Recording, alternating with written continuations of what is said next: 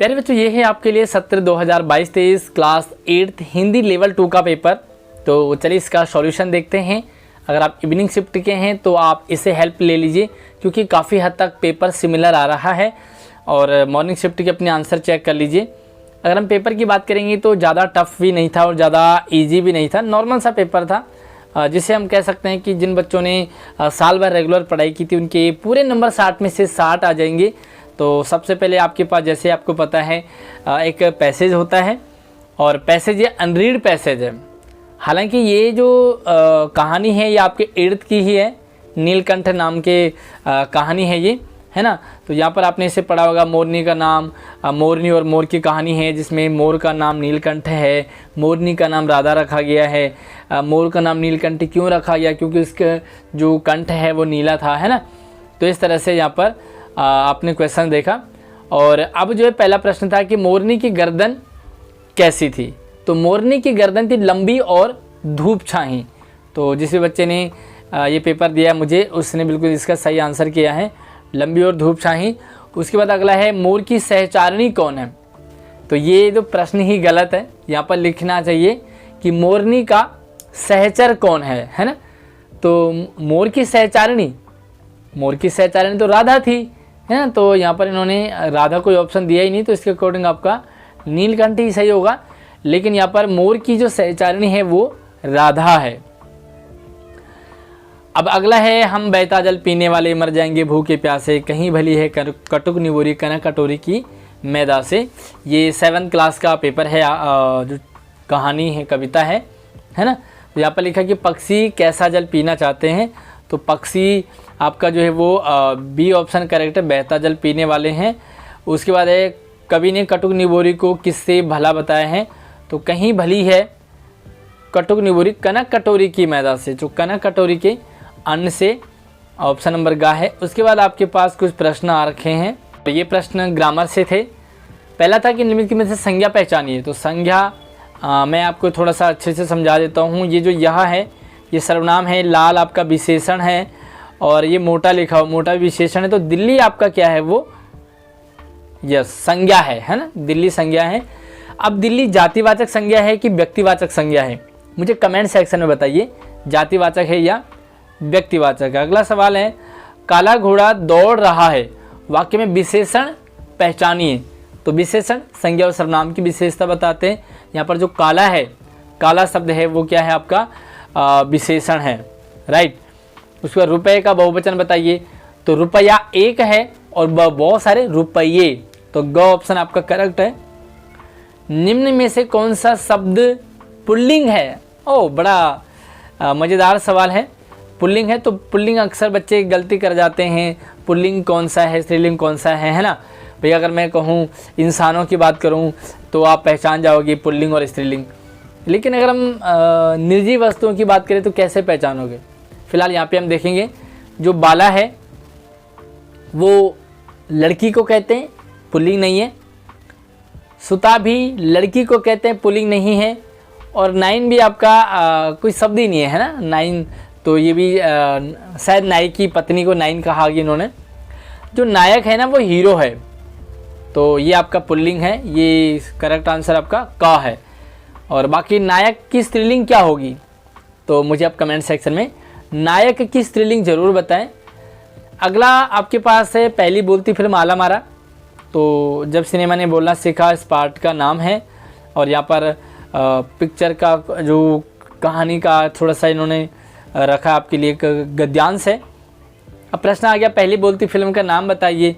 तो अगर ये गद्यांश ना भी होता फिर भी मेरी क्लास के बड़े स्मार्ट बच्चे सही आंसर लिख के आएंगे, आला मारा, है ना। पहली जो बोलती फिल्म आला मारा है। दूसरा है, अर्देशीर एम ईरानी थे, क्या थे अर्देशीर एम ईरानी। यहाँ पर बच्चे कंफ्यूज हो गए।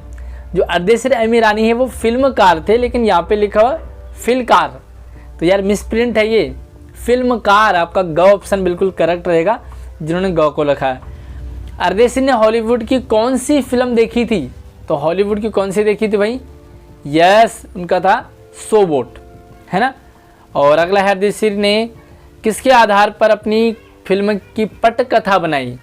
तो फिल्म की जो पटकथा है वो था पारसी रंगमंच के एक नाटक के आधार पे उन्होंने तो आपका ख ऑप्शन बिल्कुल करेक्ट है। उसके बाद यहाँ पर एक कविता है, मैया कभी बढ़ेगी चोटी सूर के पद, जिसमें कृष्ण जो है चोटी बढ़ाने की बात करते हैं, दूध पीते हैं। तो मैया कभी बढ़ेगी चोटी में मैया किसे कहा है, तो मैया कौन है भाई? कुछ बच्चों को देवकी लगा होगा, देवकी नहीं है, हालांकि कृष्ण की माँ देवकी है, लेकिन यहाँ पर मैया किसे कहा है? यशोदा को कहा है। अगला है बल शब्द का प्रयोग किसके लिए किया है? तो बल की बेनी मतलब बलराम की बेनी, बेनी मतलब चोटी, तो बलराम की बेनी को कहा है। श्री कृष्ण अपनी चोटी बढ़ाने के लिए क्या बार बार क्या पीते हैं? तो कितनी बार मोहित दूध पियात भाई, क्या पियाती है? दूध पिलाती है। और नागिन से भुइयां लोटी में नागिन शब्द की तुलना किससे की है? नागिन किसकी तरह? चोटी की तरह। सिंपल सा, चोटी कैसी हो जाएगी? नागिन की तरह, तो इसका चोटी से है। अगला है बस की यात्रा पाठ के लेखक कौन है? बड़ा अच्छा पाठ है, बहुत ही इंटरेस्टिंग पार्ट है। हरिशंकर परसाई जी इसके लेखक हैं। गांव की सभी स्त्रियां बदलू से क्या लेती थी? तो ख ऑप्शन है बिल्कुल, लाख की चूड़ियाँ। और इस बच्चे ने जिसने पेपर मुझे दिया है काफ़ी हद तक सही किया है। निम्नलिखित प्रश्नों के उत्तर दीजिए, साधु से क्या नहीं पूछना चाहिए? तो जाति न पूछो साध की, इसका ऑप्शन आपका रहेगा सही। जाति न पूछो और क्या पूछना है उनका? ज्ञान पूछना है, तो पहला का ऑप्शन करेक्ट है। दूसरा, एक देश का बादल दूसरे देश में क्या बनकर गिरता है? तो एक देश का बादल दूसरे में पानी बनकर गिरता है। अब आपके पास वर्णनात्मक प्रश्न है, यानी कि आपको लंबे आंसर लिखने थे। ये आपको जरूर ध्यान रखना है कि शॉर्टकट में आपको आंसर नहीं देना है, यानी कि लंबा आंसर, पूरा आंसर लिखें। पहले लिखा हिंदी भाषा की लिपि का नाम क्या है? तो हिंदी भाषा की लिपि का नाम है देव और नागरी, देवनागरी, ठीक है। लेकिन आप क्या लिखोगे? हिंदी भाषा की लिपि का नाम देवनागरी है, पूरा आंसर।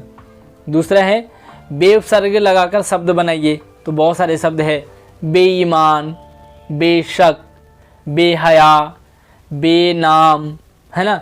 तो इस तरह से बहुत सारे शब्द हैं। बेउपसर्ग का एक प्यारा सा शब्द आप मुझे कमेंट सेक्शन में जरूर बताइए। कवि का स्त्रीलिंग क्या होगा? चलिए कवि का स्त्रीलिंग बताता हूँ मैं आपको। यहाँ पर लिखते हैं कवयित्री, कवयित्री, ठीक है। तो कवि का कवयित्री है। और आग में कूदना मुहावरे का अर्थ क्या है? आग में कूदने का मतलब जबरदस्ती जो है जो मुसीबत है वो मोल लेना, है ना। तो आग में कूदना मतलब जबरदस्ती मुसीबत मोल लेना, मुसीबत में पड़ना। और अब प्रश्न आपके लिए कुछ लंबे हैं। भगवान के डाकिए कविता के कवि का नाम क्या है? तो आई थिंक इसका रामधारी सिंह दिनकर है, भगवान के डाकिए कविता के लेखक। अंतरिक्ष के पार की दुनिया से कौन आ रहा है? इस प्रश्न में बच्चे उलझे थे। यहाँ पे लिखेंगे आप बस आ रही है ना, बस आ रही है और जो लोगों की खबर लेके आ रही है। माला किससे फेरते हैं? तो माला तो कर में फिरी, कर मतलब हाथ, तो पूरा आंसर लिखोगे माला कर में कर से फेरते हैं। श्री कृष्ण को क्या खाना अधिक प्रिय है? तो श्री कृष्ण को माखन रोटी खाना ज़्यादा पसंद है, तो माखन अगर आपने लिख दिया तो आपका आंसर सही है। अगला प्रश्न है बस कहाँ से कहाँ जा रही है? तो बस जो जा रही है वो पन्ना से सतना, पन्ना से सतना जा रही है। आलामाला फिल्म किस सिनेमा घर में प्रदर्शित हुई? तो इसका नाम है मैजेस्टिक सिनेमा, है ना। कौन सा सिनेमा? Majestic, majestic. और कब ये प्रदर्शित हुई? अगर आप जानते हैं 14 मार्च। सन कौन सा था? मुझे कमेंट सेक्शन में अपना ओपिनियन ज़रूर देंगे, ताकि आपको थोड़ा सा क्रॉस चेकिंग आपकी होती रहेगी। और अगला है किस जिले में साइकिल चलाने का सामाजिक आंदोलन चला? तो ये था पुडुकोट्टई, तमिलनाडु के पुडुकोट्टई जिले में। और बिलवासी जी ने लोटे की क्या विशेषता बताई? तो बिलवासी जी ने लोटे की विशेषता बताई कि यह लोटा सामान्य लोटा नहीं है, यह अकबर के ज़माने का लोटा है जिससे अकबर वजू करते थे। यस। अगला है मशीनी युग से, अब ये 2-2 नंबर के प्रश्न हैं, तो आपको लंबे आंसर लिखने हैं 2 से 3 लाइन का, तभी आपको पूरे नंबर मिलेंगे। मशीनी युग से बदलू के जीवन में कैसा बदलाव आया? तो बहुत सारा बदलाव आया। पहली बात, मशीनी युग आने से बदलू के कांच की चूड़ियाँ बिकना बंद हो गई, बदलू का रोज़गार ठप हो गया, बदलू का घर चलना बंद हो गया, उसकी रोजी रोटी की समस्या आ गई, उसकी स्थिति इतनी ख़राब हो गई कि उसे अपनी गाय तक बेचनी पड़ी और वह बीमार भी रहने लगा। पूरा आंसर आपको लिखना होगा।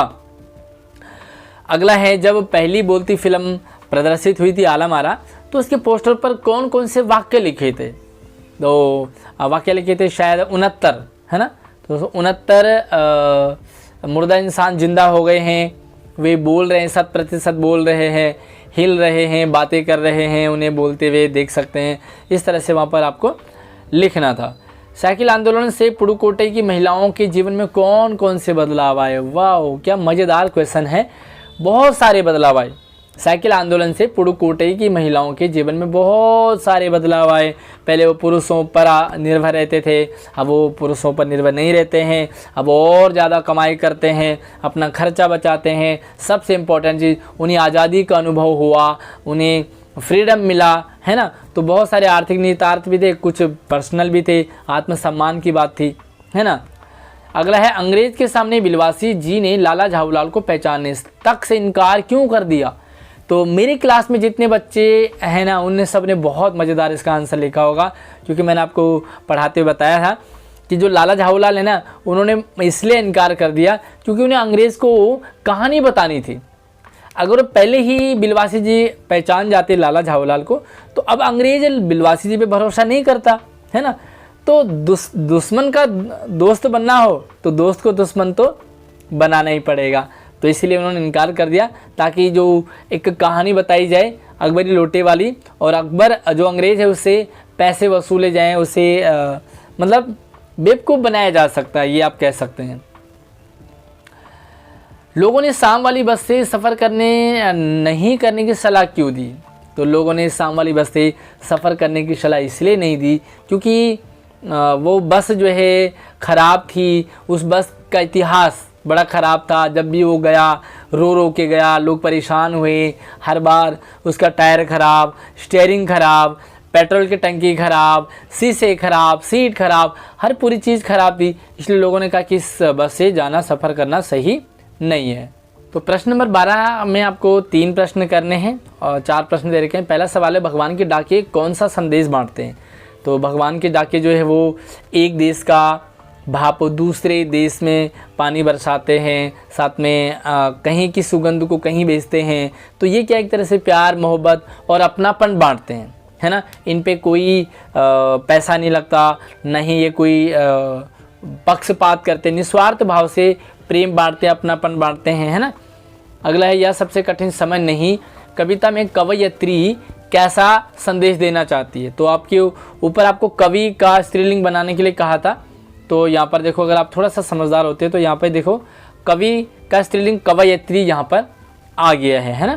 तो सबसे कठिन समय नहीं कविता में कैसा संदेश देना चाहती है? तो जो कवयित्री है वो कहना चाहती है कि आप हौसला रखो, कभी भी अपने आप को कमज़ोर मत समझो। परिस्थितियाँ अनेक प्रकार की आएगी, विषम परिस्थिति आएगी। कई बार आपको ऐसा लगेगा कि क्या लाइफ है, बेकार लाइफ है ना, हमारी स्थिति ख़राब है। तो उस समय आपको निराश नहीं होना है, हौसला बनाए रखना है, क्योंकि बहुत सारे एग्जाम्पल उसमें दे रखे हैं कि अभी भी ये सब बचा है, अभी भी तिनका लेकर के चिड़िया चल रही है घोंसला बनाने के लिए। तो आप मेहनत करते रहिए, संघर्ष करते रहिए, यहाँ पर यही संदेश देना चाहती है। अगला सवाल है, तलवार का महत्व होता है, म्यान का नहीं, है ना। तो इससे क्या कहना चाहते हैं कि जो किसी साधु का मतलब ये है कि इंसान की वैल्यू उसके जाति, धर्म, संप्रदाय, ऊंच नीच, गरीब अमीर से नहीं है, बल्कि इंसान की वैल्यू उसके ज्ञान से है ना। तो तलवार का महत्व होता है, म्यान से नहीं। इसका मतलब म्यान सिर्फ फोल्डर है। म्यान चाहे कितना सुंदर हो, चकाचक हो, स्टार लगे हों उसमें, चाहे कितना सोना लगाओ, लेकिन काम तलवार ही आएगी। तो जाति, धर्म, संप्रदाय का कोई महत्व नहीं है, महत्व है तो इंसान के ज्ञान का। तहीं पूत अनोखो जायो, 4 प्रश्न में से 3 करने थे। तहीं पूत ये सूर के पद में है, जहाँ पर गोपियाँ कृष्ण जैसा बेटा यशोदा मैया का है, तो यशोदा मैया से चिढ़ती हैं कि तेरा ही ऐसा बेटा क्यों है, तेरा ही इतना अनोखा सुंदर नटखट ऐसा बेटा क्यों है जो चोरी भी करता है, सबको पसंद भी है और लोग चाहते हैं कि हमारे घर बार बार आए और कृष्ण चोरी करे, है ना। तो थोड़ा सा उलाहने देती है, ताने मारती हैं गोपियाँ कि काश हमारे घर में भी होता है ऐसा बेटा, काश हमारा भी कृष्ण जैसा बेटा होता जो इतना पसंद आता लोगों को, है ना। और यहाँ पर आपको 80 से 100 शब्दों में अनुच्छेद लिखना था। बहुत ही प्यारे प्यारे से टॉपिक है। गणतंत्र दिवस यानी कि 26 जनवरी क्यों मनाई जाती है, इस दिन हमारे देश का संविधान लागू हुआ था, है ना। और हर साल मनाते हैं, हमारे देश के बलिदानों को याद करते हैं, है ना। तो ये सारी चीज़ें आप लिख सकते हैं वहाँ पर। ज़्यादा से ज़्यादा एक पौना पेज, आधा और पौना पेज के करीब आपको लिखना था। 5 नंबर का था तो ठीक ठाक लिखना है। जल ही जीवन है, तो पानी के बारे में, जल ही जीवन है। सच में पानी बिना कुछ भी नहीं है। तो अगर पानी ना होता तो इंसान मर जाता, जीव जंतु मर जाते, पेड़ पौधे मर जाते। पानी है तो सब कुछ चल रहा है। तो आपको इससे बना करके लिखना था। यातायात के साधन, तो बहुत अच्छा है यातायात के साधन भी। हवाई जहाज़, गाड़ी, साइकिल, बस, कार, पानी वाला जहाज़, बहुत सारे क्या है यातायात के साधन हैं। ट्रेन है, बैलगाड़ी है, रिक्शा है, एक जगह से दूसरी जगह हम यातायात करते हैं तो उसके साधन है। तो इसमें भी बहुत अच्छा आप लिख सकते थे। अगला आपके पास पत्र हैं, तो पत्र भी आपको बहुत बढ़िया से पत्र हैं। 2 पत्र दे रखे, दोनों में से एक करना है। प्रधानाचार्य को भाई के विवाह में सम्मिलित होने का कारण बताते हुए 2 दिन का अवकाश।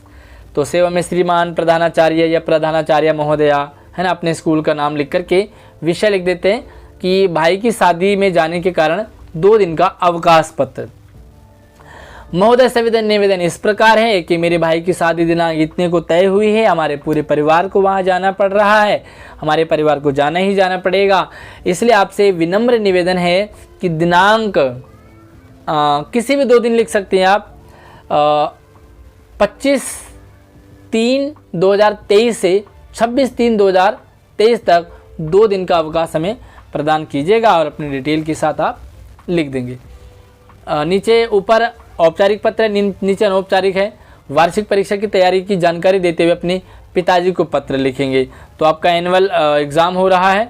एनुअल एग्ज़ाम में आपको तो वार्षिक परीक्षा यानी कि एनुअल एग्ज़ाम जो भी आपके चल रहे हैं उसकी तैयारी कैसे कर रहे हैं आप, कैसे पढ़ाई कर रहे हैं, कैसे किताबें समझ रहे हैं, कितनी देर तक पढ़ रहे हैं।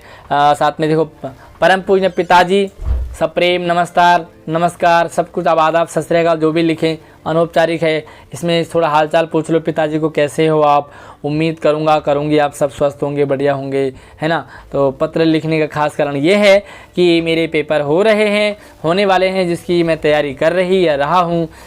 इतने तारीख से इतने तारीख तक मेरे पेपर हैं और इसमें मैं ये किताब पढ़ती हूँ, इतनी देर तक पढ़ती हूँ, मुझे मेरा भाई पढ़ाता है, मेरी बहन पढ़ाती है, साथ में मैं आशीष सर के चैनल से भी पढ़ती हूँ। तो ये सारी चीज़ें आप अपना उसमें एक्सपीरियंस लिख करके और अपने पिताजी को पत्र लिख दीजिए। तो बस ये था आपके पास 60 नंबर का पेपर। आपने अगर राइटिंग का अच्छा ध्यान रखा होगा तो आपके अच्छे नंबर ज़रूर आए होंगे। बाकी अनुमान से आपको क्या लगता है कि आपको कितने नंबर मिल जाने चाहिए, नीचे कमेंट सेक्शन में अपने मार्क्स का ओपिनियन ज़रूर दीजिए। वीडियो पसंद आता है तो इसे लाइक कीजिए, शेयरिंग कीजिए। साथ में आपको सारी अपडेट लगातार मिलती रहे। हमारे चैनल को सब्सक्राइब करने के साथ साथ ऑल नोटिफिकेशन घंटा ज़रूर दबा देना। टन से धन्यवाद।